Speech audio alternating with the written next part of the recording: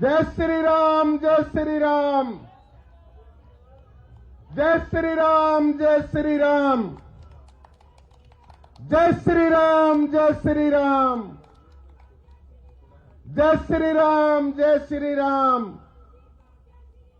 जय श्री राम, जय श्री राम, जय श्री राम, जय श्री राम।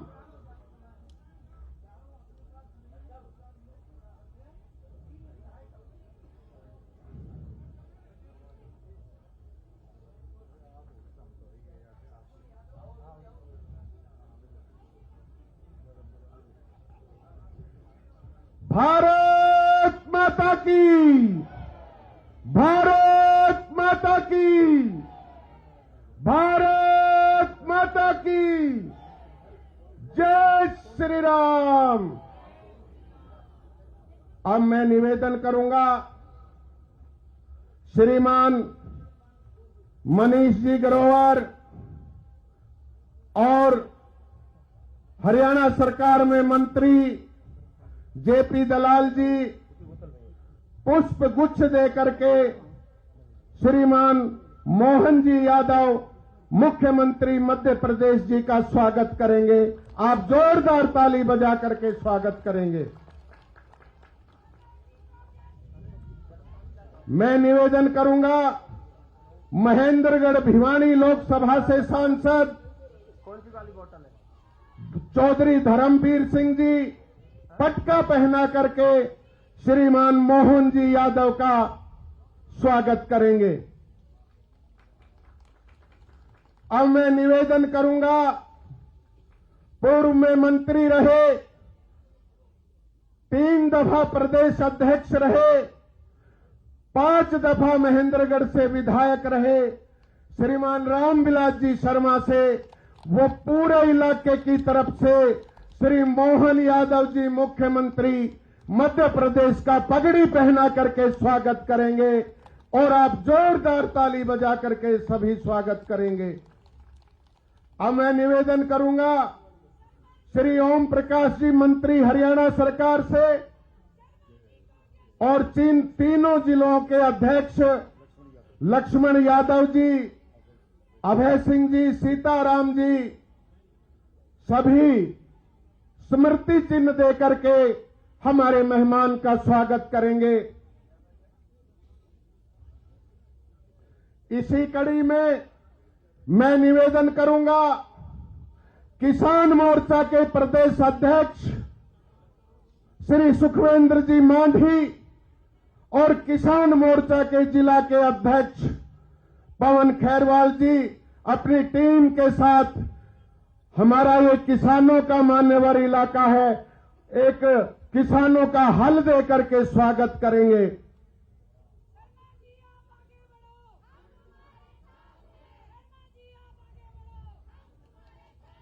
जोरदार ताली बजा करके स्वागत करेंगे।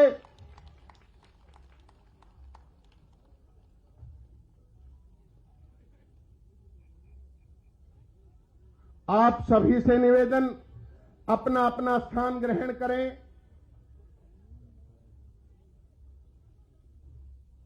अब आप सबकी तरफ से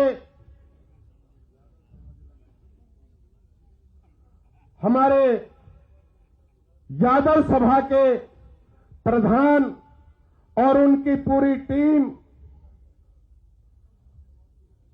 श्रीमान मोहन जी यादव मुख्यमंत्री मध्य प्रदेश जी का पुष्प गुच्छ देकर के स्वागत करेंगे और आप जोरदार ताली बजा करके स्वागत करेंगे।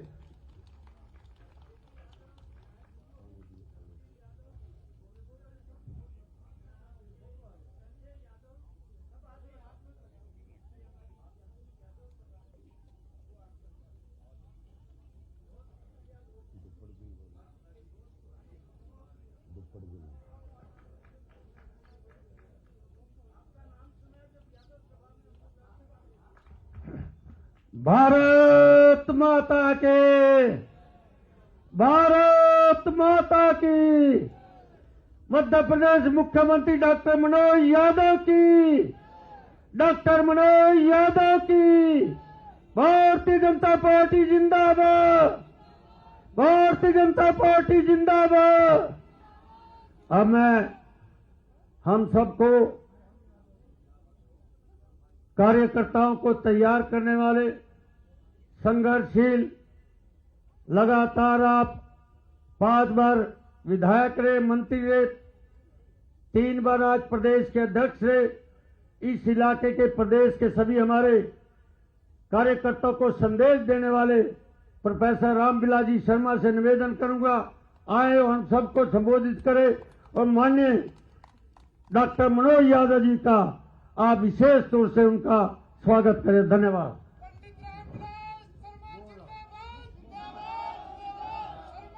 हमारे बीच में बहन संतोष यादव, पूर्व डिप्टी स्पीकर महिला मोर्चा की तरफ से, वो भी पुष्प गुच्छ दे करके हमारे मोहन जी यादव का स्वागत करेंगी। और आप सबकी तरफ से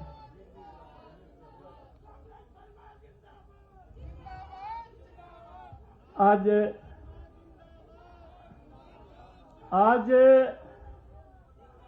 वो दिन आ ही गया जिस दिन की हमको इंतजार थी। आज मेरा प्रिय साथी, बड़े प्रांत का मुख्यमंत्री, भगवान शंकर के महाकाल का सेवक, उज्जैन से 4 बार विधायक रहने वाले और मध्य प्रदेश के माननीय मुख्यमंत्री आज मेरी नगरी महेंद्रगढ़ पधारे हैं। जोरदार तालियों से, खड़े होकर के तालियों से हमारे मौजूद मेहमान का अभिनंदन करें।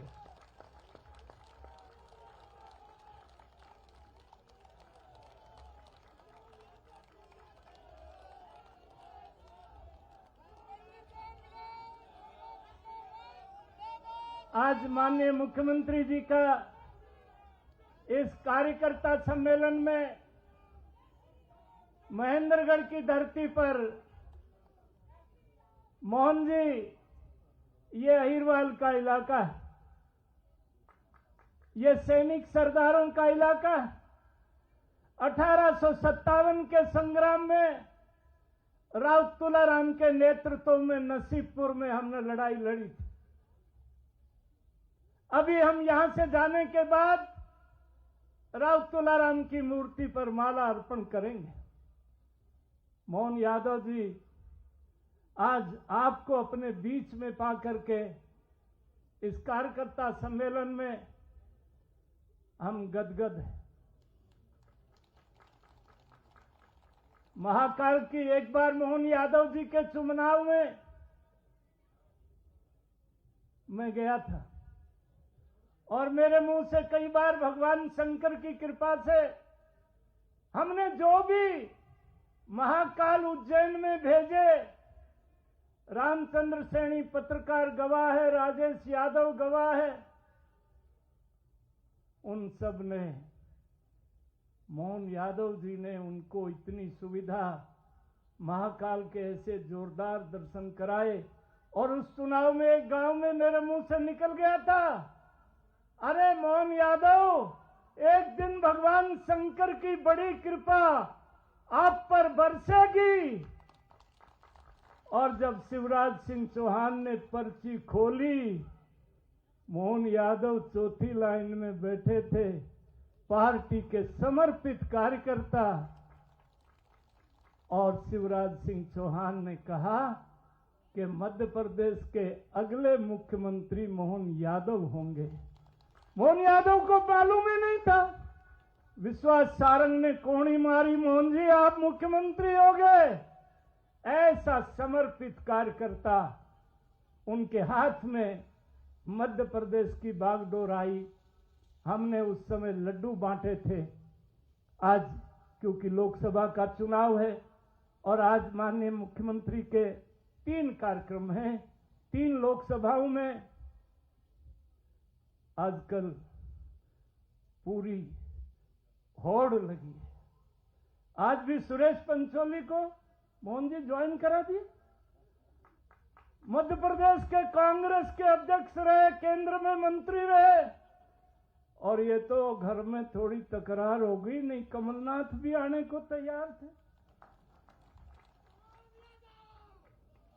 हमारी हरियाणा सरकार के माननीय मंत्री, हमारी लोकसभा से लोकप्रिय सांसद चौधरी धर्मवीर जी, जेपी दलाल साहब, ओम प्रकाश जी यादव जी, हमारे लोकप्रिय विधायक सीताराम यादव, बहन संतोष यादव, डॉक्टर अभय सिंह जी यादव, मंच पर विराजमान पार्टी के सभी वरिष्ठ ज्येष्ठ कार्यकर्ता बंधु, 2024 का हो गया मुहूर्त है। अगले 5 साल नरेंद्र भाई मोदी की बहुत जरूरत है। ये देश राम का है। हम जितने लोग मंच पर नीचे बैठे हैं, हम सब राम कृष्ण की संतान हैं। एक उस पार्टी से मुकाबला है जो सनातन को खत्म करना चाहती है, जिसने सुप्रीम कोर्ट में ये पत्रकार छायाकार मित्र सब जानते हैं, श्रीमती सोनिया गांधी ने जब राष्ट्रीय अध्यक्ष थी, सुप्रीम कोर्ट में कपिल सिब्बल साहब जैसे ज्येष्ठ वकील के माध्यम से एफिडेविट किया कि हम राम नाम का कोई व्यक्ति हुआ नहीं, ये कल्पना है। जब प्राण प्रतिष्ठा का निमंत्रण दिया तब उसका बहिष्कार कर दिया।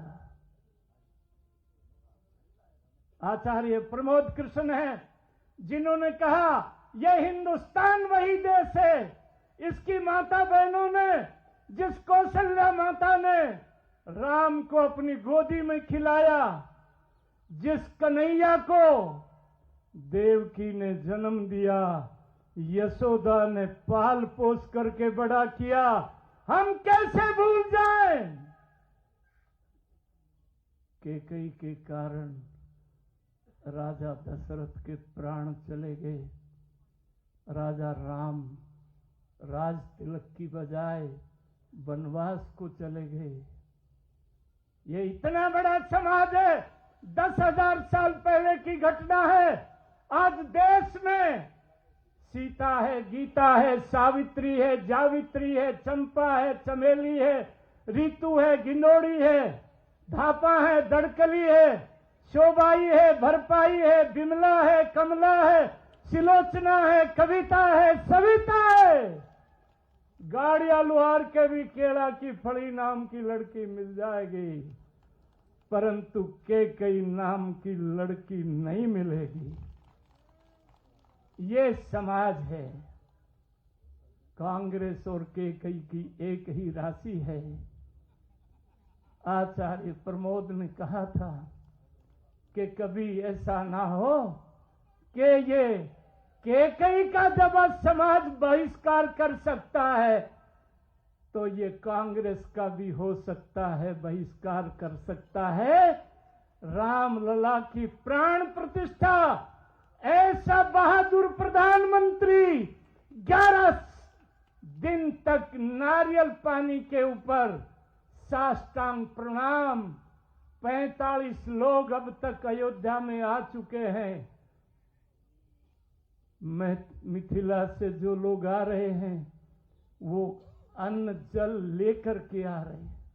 वो रेल की बाट नहीं देख रहे, पटड़ी के साथ साथ चल पड़े।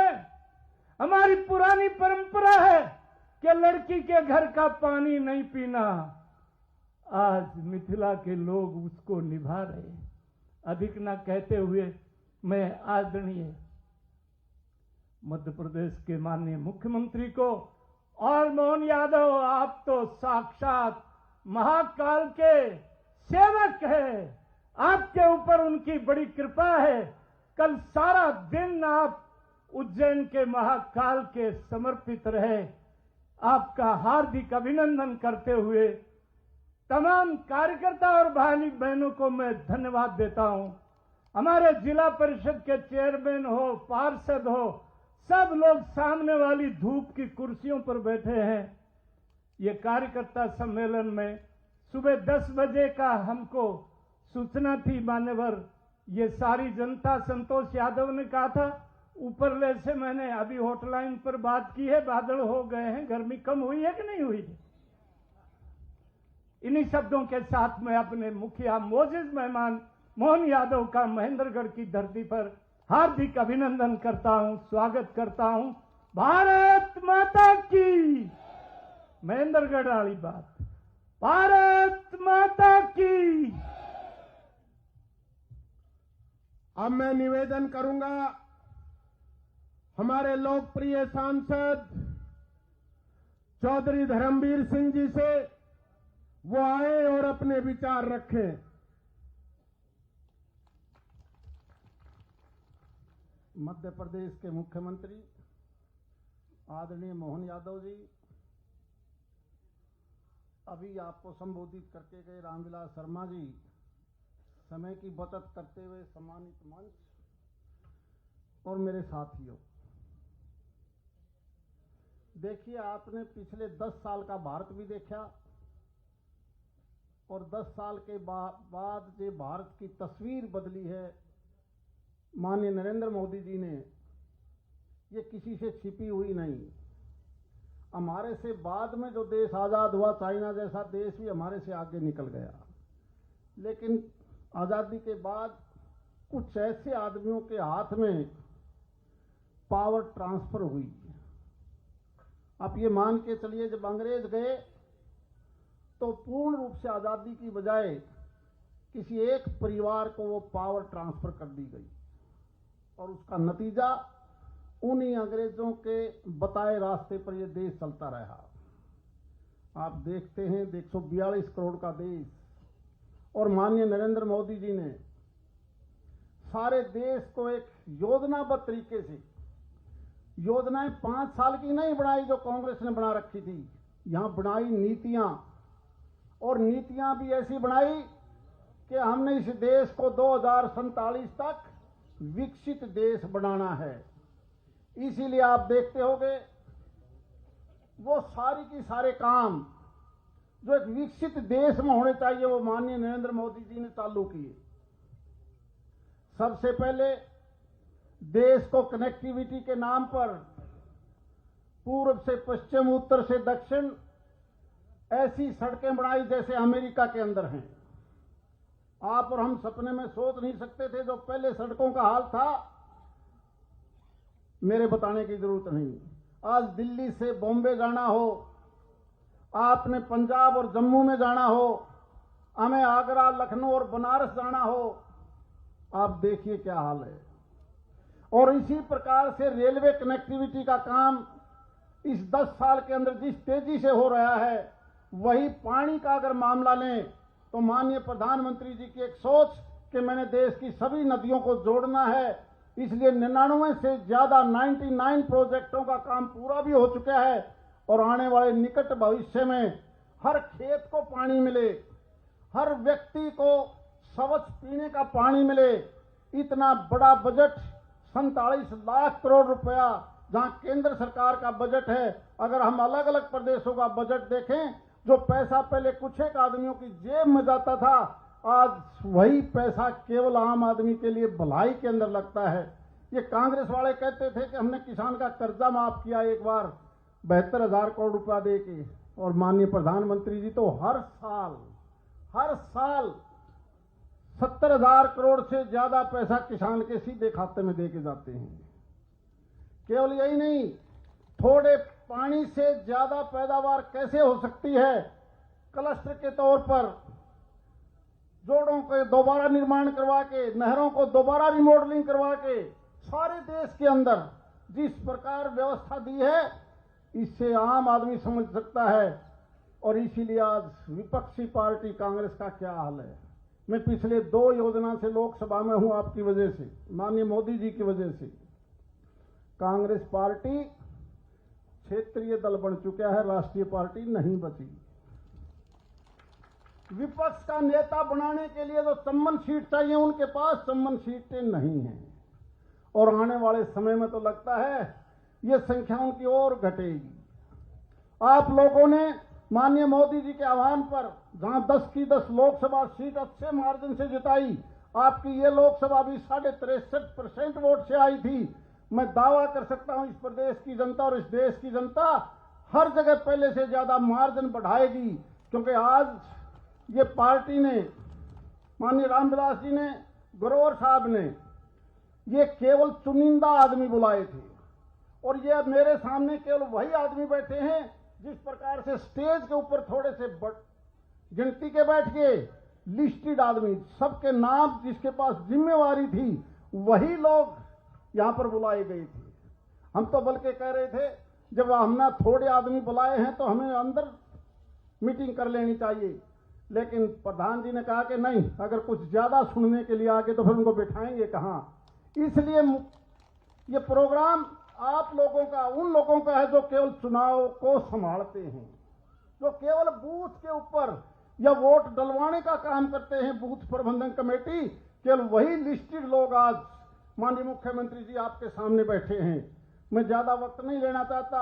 जिस प्रकार से प्रदेश की सरकार ने भी, अगर हम बजट को देखें, जहां माननीय प्रधानमंत्री जी आयुष्मान के नाम पर, हेल्थ के नाम पर, एजुकेशन के नाम पर जितना बड़ा पैसा खर्च होने जा रहा है, देश का शायद कोई जगह बची हो जहां मेडिकल कॉलेज ना हो, आईआईटी और आईआईएम, इस प्रकार से एम्स जैसी संस्थाएं, और हम तो बधाई देते हैं माननीय प्रधानमंत्री जी को, यहां से मात्र 40 मिनट की दूरी पर हमारा दूसरा एम्स भी बनने जा रहा है।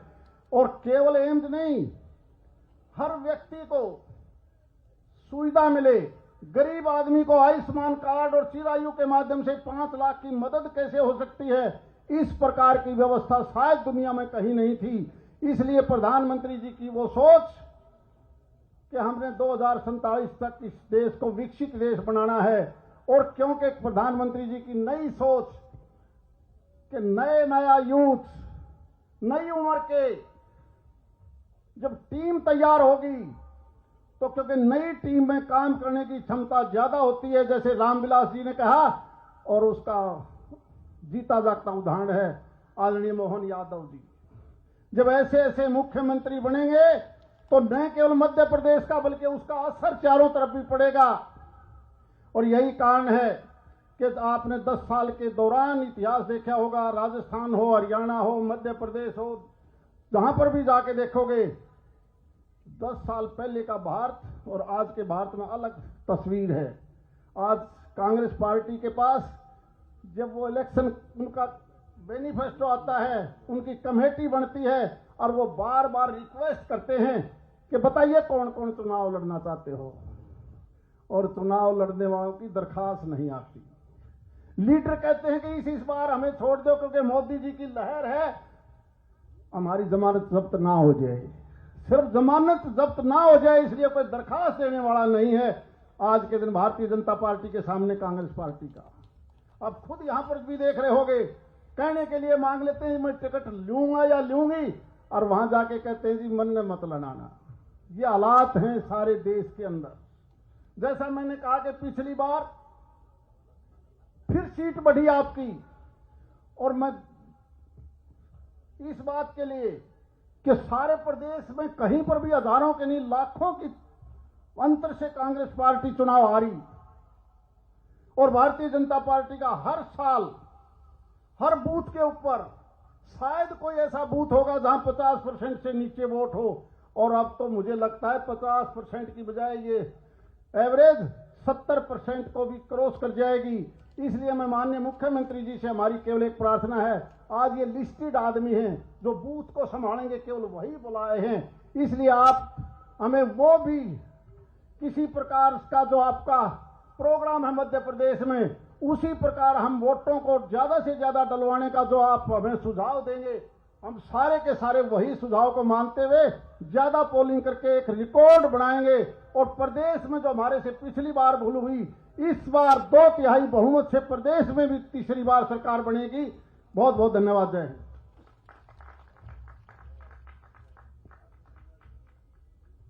अब मैं निवेदन करूंगा, आज के हमारे खास मेहमान डॉक्टर मोहन जी यादव, मुख्यमंत्री बोले उससे पहले मैं आपसे हाथ जोड़ के एक निवेदन करूंगा। 1000 किलोमीटर से चल करके हमारे माननीय मुख्यमंत्री जी हमारे बीच में आए हैं, हमसे गुफ्तगू करने आए हैं, कार्यकर्ताओं से बात करने आए हैं, और हम 10 कदम चल करके तो पंडाल में आ ही सकते हैं। ये 1000 किलोमीटर से चल के आए हैं, हमें 10 कदम चलना है। अब मैं डॉक्टर साहब हमारी पूरी जनता जनार्दन की तरफ से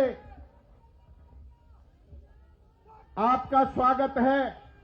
किस विधि स्वागत करें आपका, क्या दें वे उपहार तुम्हें, मुक्ता मणि का हार नहीं जो देवे गल में डार तुम्हें, मधुर रसों का भोग नहीं, नहीं निर्मल जल की मधुधारा, फैला दो आंचल अर्पित करें, प्रेम आंसू दो चार तुम्हें, प्रेम आंसू दो चार तुम्हें। माननीय मुख्यमंत्री जी,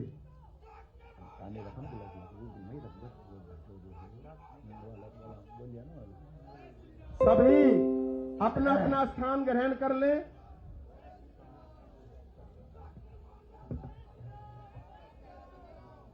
मेरे साथ सभी बोलेंगे प्रेम से, बोले गोपाल कृष्ण भगवान की जय।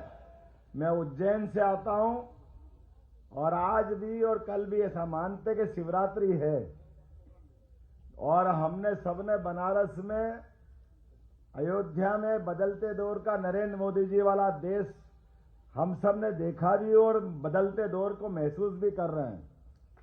तो बोले जय श्री महाकाल,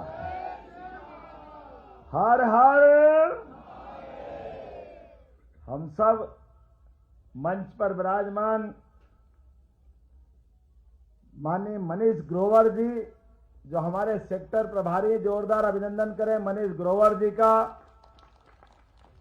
अभी अभी लोकप्रिय सांसद माननीय धर्मवीर सांसद जी ने अभी अपनी बात रखी, माननीय सांसद जी का अभिनंदन है। और 5000 साल पुराना रिश्ता है रामविलास जी आप लोगों से।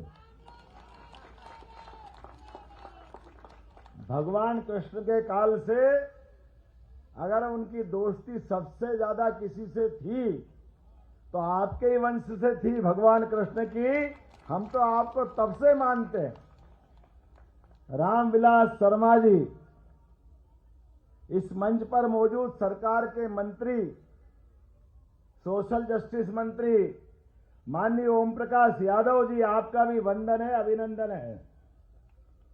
लक्ष्मण यादव जी, अभय सिंह यादव जी, आप ताली बजाते रहो, मैं नाम बोलता रहूंगा। सीताराम यादव जी, शंकर धूपड़ जी, दयाराम यादव जी, सुखविंदर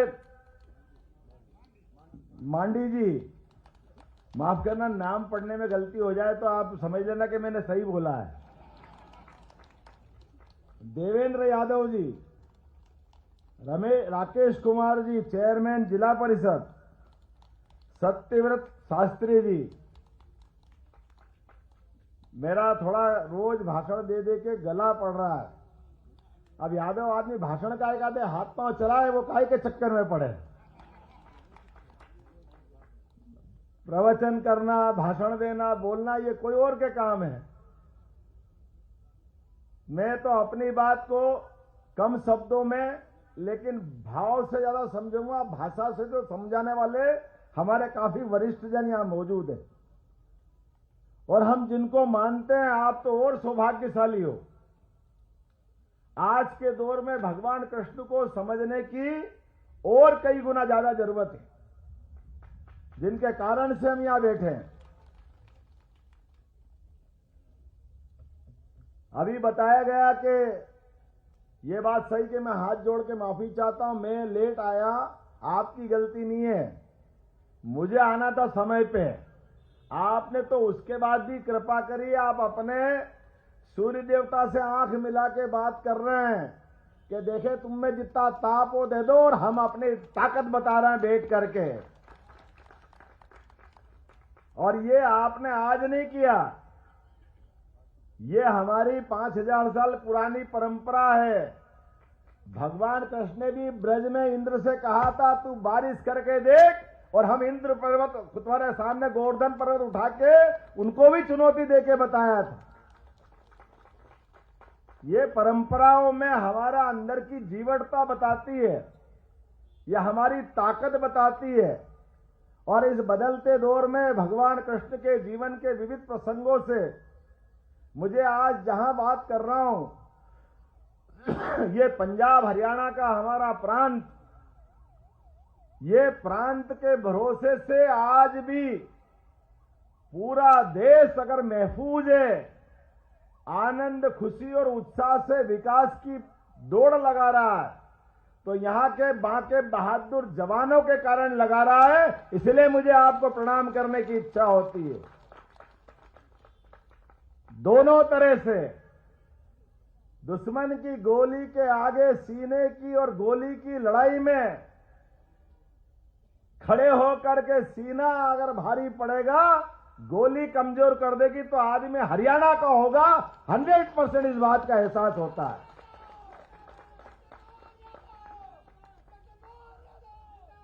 और आज नहीं, हर काल में, हर युग में, हर समय आज हम सब देख सकते हैं 142 करोड़ का देश है, लेकिन 142 करोड़ के देश के सामने अगर शांति की बात आती है, सुरक्षा की बात आती है, व्यवस्थाओं की बात आती है, तो मैं अपनी सारी आर्मी के आगे हाथ जोड़ के शीश नवाता हूं।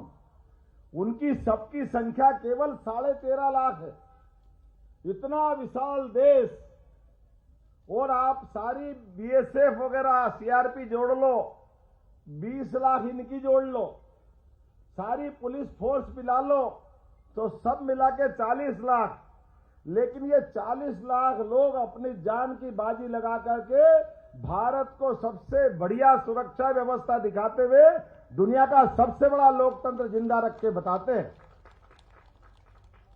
इनकी जिंदादिली की तुलना करना तो कर लो पाकिस्तान से, अफगानिस्तान से और ऐसे सारे देशों से। वहां क्या हालत है, हमारे यहां की क्या हालत है।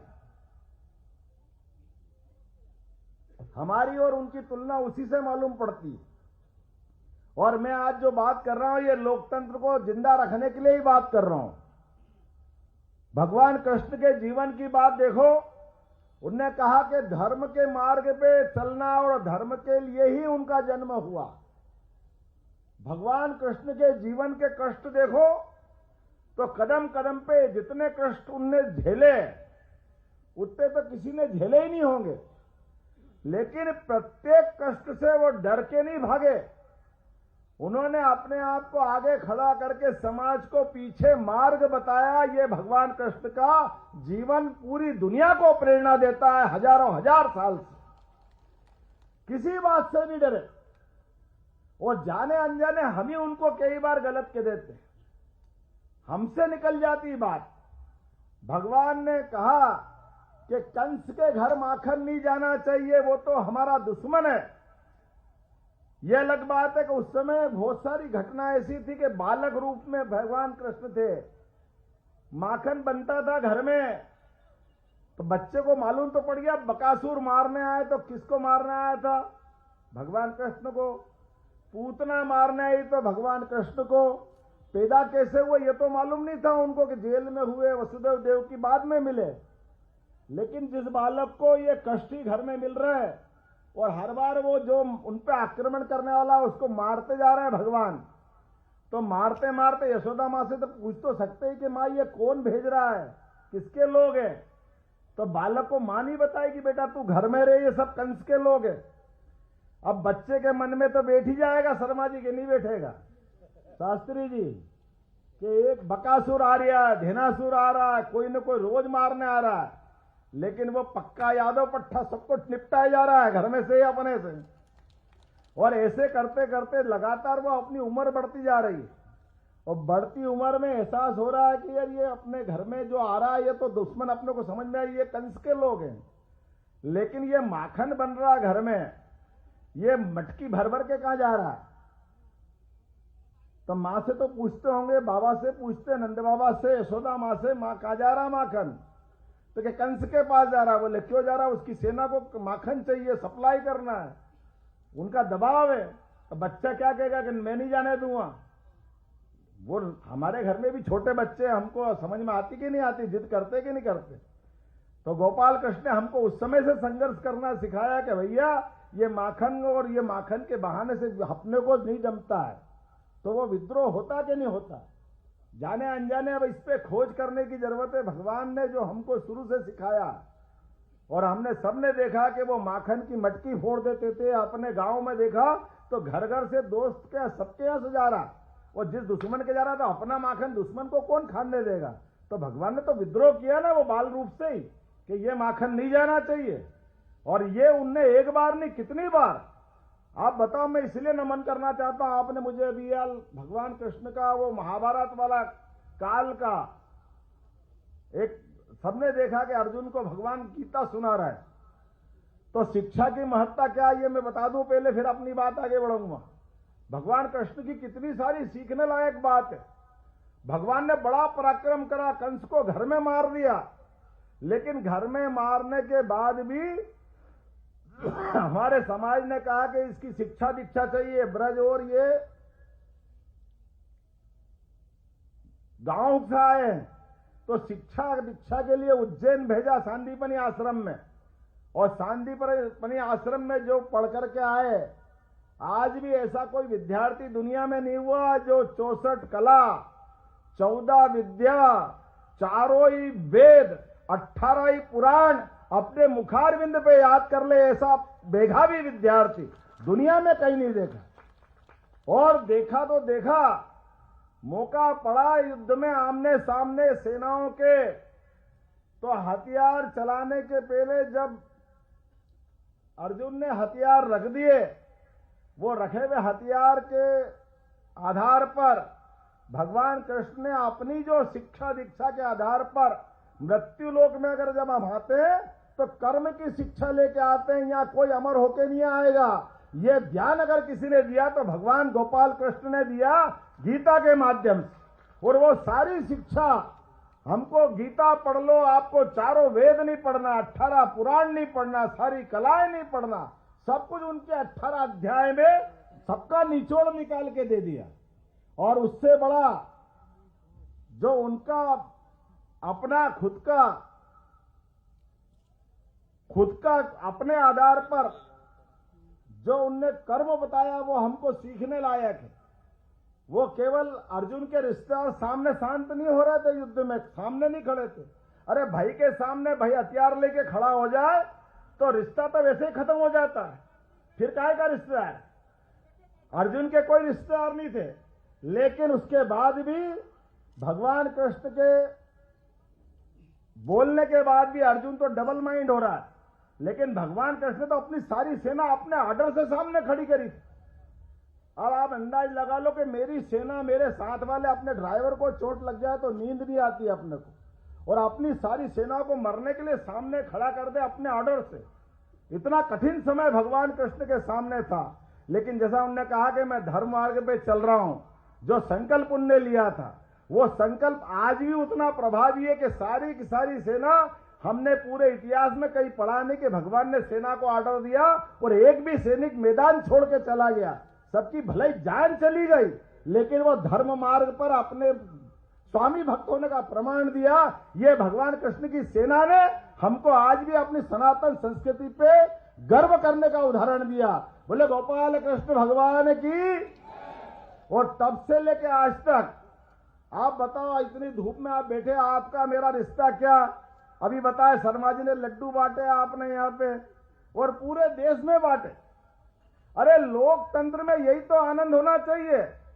ये कार्यकर्ताओं के सामने में बैठ के बात कर रहा हूं, तो कार्यकर्ताओं का ये हमारा आपका संबंध क्या है? हमारा आपका एक ही संबंध है, झंडा लहरा रहा है। ये लहराता झंडा हमको बुला रहा है, और लहराते झंडे में चुनाव चिन्ह भी है। ये दल, वो दल, इन दल और दल में कौन है? खिलता कमल। ये दलदल के बीच कीचड़ में खिलता कमल लोकतंत्र की सबसे बड़ी पहचान है। इस पहचान के माध्यम से हम अपने दोनों रिश्ते कायम कर लेते हैं। सनातन संस्कृति में अगर विष्णु भगवान की, भगवान रामकृष्ण की पूजा करना है, मूर्ति नहीं मिले तो कमल का फूल मिल जाए तो पूजा कर लो, वो गोपाल कृष्ण की पूजा अपने आप हो जाती, और कोई नहीं चाहिए उनको। ये प्रकृति में वो वास करते हैं।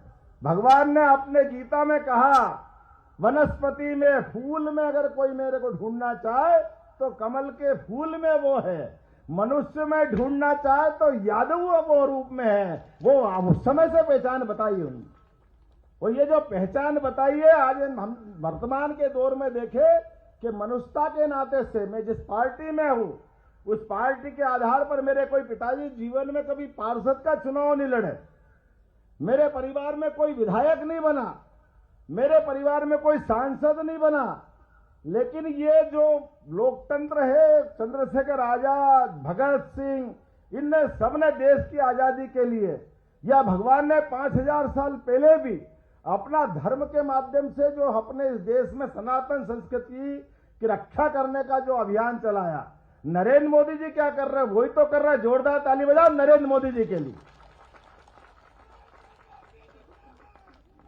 हर गरीब से गरीब आदमी के जीवन में सुख का सूरज निकले, उसके कष्ट दूर हो, इसलिए तो 80 करोड़ लोगों के लिए निःशुल्क अन्न दे रहे हैं। निःशुल्क अन्न देने की क्या मतलब निकला?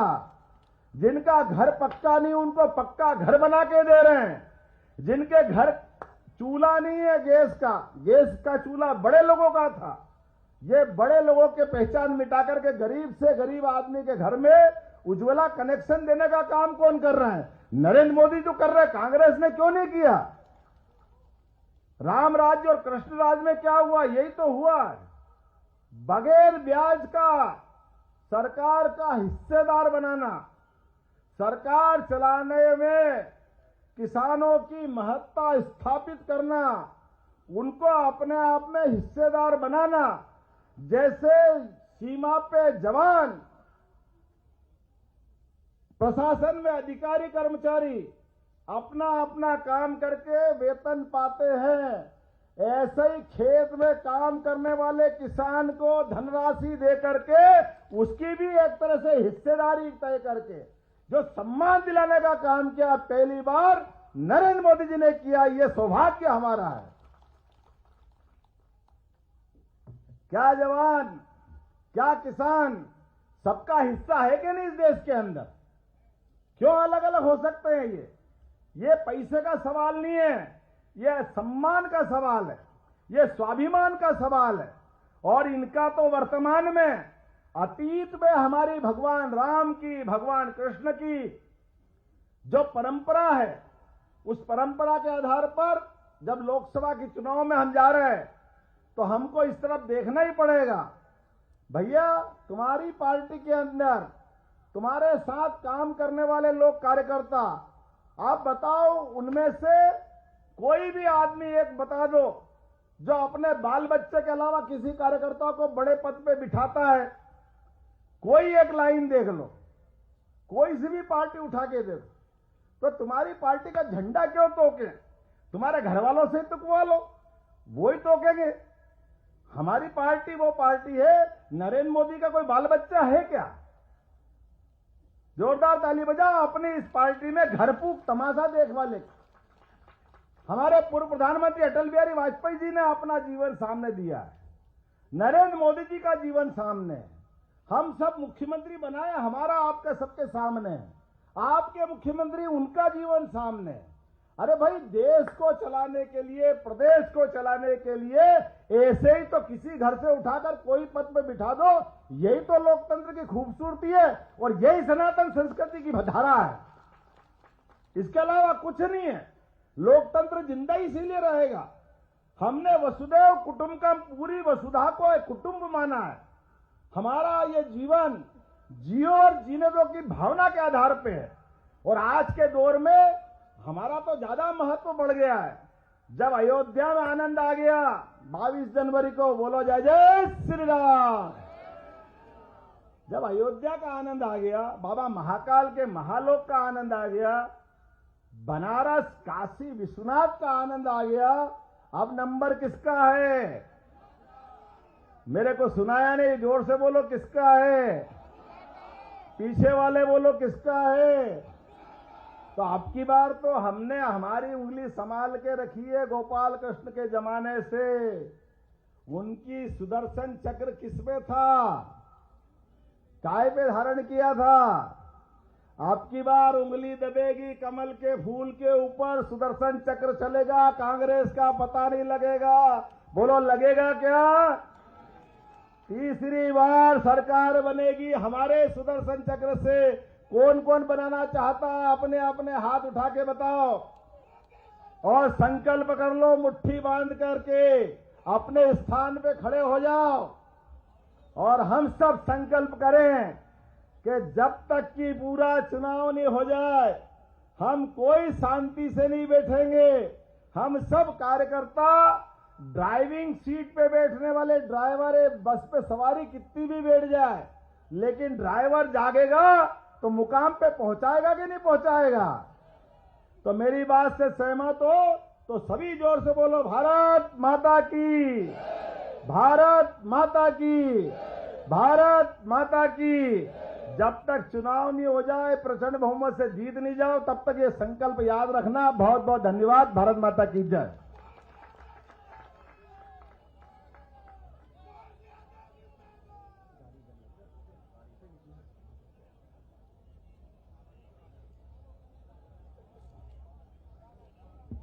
अयोध्या हुई हमारी है, जोर से, अयोध्या हुई हमारी है।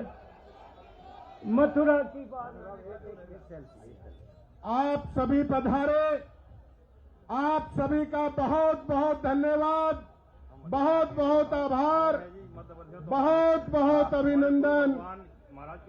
भारत माता की।